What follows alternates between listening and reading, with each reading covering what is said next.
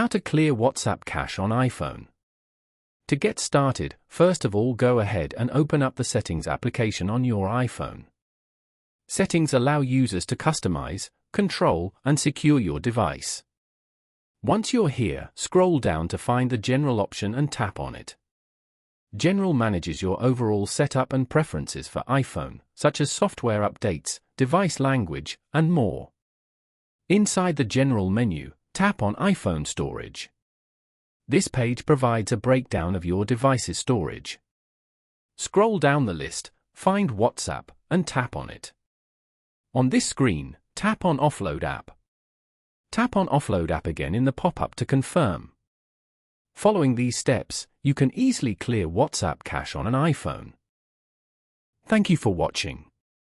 Please leave a like if this tutorial helped you, or leave a comment below if you have any questions related to the video.